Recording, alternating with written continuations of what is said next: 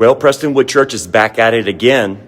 Their annual Vegas/Broadway production of their annual Christmas production that they do every year is happening again. And it perfectly illustrates what's going wrong in the American church. In the past years, it's had Santa Clauses and reindeers flying through the services. And this year, they're going to have flying drummers and lasers, supposedly to honor the birth of Jesus. This is what happens when churches stop being biblical assemblies and turn into Broadway franchises. Hey, Prestonwood, catch up to the times. You might be appealing to the remaining baby boomers and Gen Xers like me who don't know the difference between biblical churches and Laodicean churches, but many boomers and Xers like me are catching on.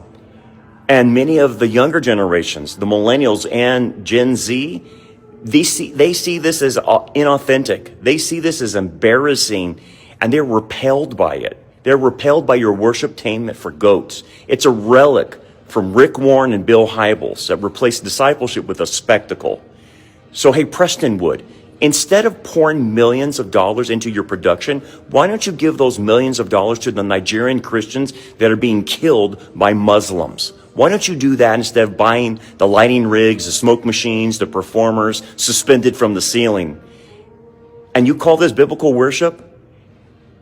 On the most holiest of days, you're honoring Jesus with a laser show and flying drummers. Here's the real issue. When the church models itself after entertainment venues, it stops transforming people's lives. It becomes hollow and shallow and powerless. True shepherds are not CEOs. They're not event producers. They're not running marketing firms with multi-million-dollar budgets. Real pastors are biblical leaders who preach the word, equip the saints, and prepare God's people for the spiritual battle. Prestonwood is a perfect example of what happens when a church tries to impress the world instead of reaching the world and confronting them with truth. It's time to wake up. The mega churches and the era that they have come from have been weighed and found wanting.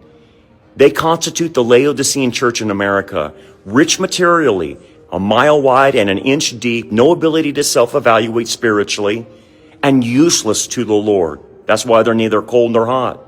They are a relic of one of the most humanistic methods used by the churches to grow their nickels and noses.